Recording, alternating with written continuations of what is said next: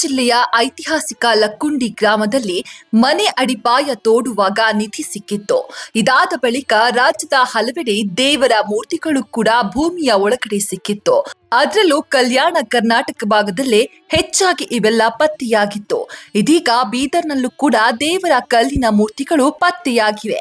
ಬೀದರ್ ಜಿಲ್ಲೆಯ ಬಸವ ಕಲ್ಯಾಣ ತಾಲೂಕಿನ ನಾರಾಯಣಪುರ ಗ್ರಾಮದಲ್ಲಿ ಐತಿಹಾಸಿಕ ಹಿನ್ನೆಲೆಯುಳ್ಳ ಗ್ರಾಮದಲ್ಲಿ ಶತಮಾನಗಳ ಹಿಂದಿನ ಅವಶೇಷಗಳು ಪತ್ತೆಯಾಗಿದೆ. ಹಿಂದೂ ಸಮಾವೇಶ ಹಿನ್ನೆಲೆ ಅಡುಗೆ ಕಾರ್ಯಕ್ಕೆ ಜಾಗ ಸ್ವಚ್ಛಗೊಳಿಸುವಾಗ ಇವೆಲ್ಲವೂ ಕೂಡ ಪತ್ತೆಯಾಗಿದೆ.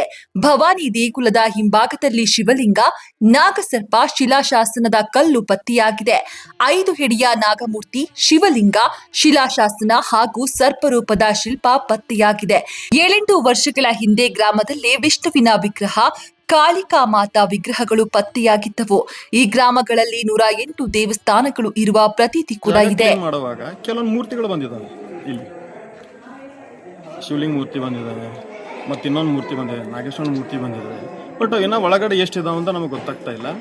ಸ್ವಲ್ಪ ಅದು ಹಿಂಗೆ ಏನದ ಎಲ್ಲ ಯಾವ ಗಣೇಶ್ವರಿಗೆ ಮಾತಾಡಬೇಕು, ಯಾರನ್ನ ಮಾತಾಡ್ಬೇಕು, ಇನ್ನೂ ಏನೇನಿದಾವೆ ಒಳಗೆ ನೋಡ್ಬೇಕಂತ ಪ್ರಾಚೀನ ಕಾಲೆಲ್ಲ ಮುಚ್ಚೋಗ್ತಾ ಇದೆ ಮಣ್ಣಲ್ಲಿ. ಅದಕ್ಕೆ ಸ್ವಲ್ಪ ಯಾರು ಸಹಾಯದಿಂದ ಮಾಡಿಬಿಟ್ಟು ಅದನ್ನೆಲ್ಲ ಕ್ಲೀನಾಗಿ ತೆಗೆದುಬಿಟ್ಟು ನೋಡೋಣ ಅಂತಂದರೆ ಅವರೆಲ್ಲ ಅಬ್ಜೆಕ್ಷನ್ ಮಾಡ್ತಾ ಇದ್ದಾರೆ. ಇಲ್ಲಿ ಗುಡಿ ಅವರು ಈ ಕಡೆ ನಮ್ಮ ಜಾಗ ಇದೆ ಬರಬೇಡ ಅಂತ ಇದ್ದಾರೆ.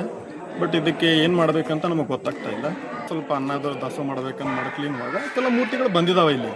ಆ ಮೂರ್ತಿಗಳು ಅಲ್ಲೇ ಬಿಟ್ಟಿದ್ವಿ, ಅವು ಏನು ಗೊತ್ತಾಗ್ತಾ ಇಲ್ಲ. ಈಗ ಇನ್ನೂ ಎಷ್ಟು ಮೂರ್ತಿಗಳು ಅಂತ ನಮ್ಗೆ ಗೊತ್ತಿಲ್ಲ ತೆಳಗಡೆ. ಅದನ್ನು ಮಾಡಬೇಕಂತ ಪ್ರಯತ್ನ ಮಾಡ್ತಾ ಇದ್ವಿ. ಕೆಲವೊಬ್ರು ಬಂದು ನಾವು ಅಬ್ಜೆಕ್ಷನ್ ಮಾಡಿದ್ದಾರೆ. ಬಟ್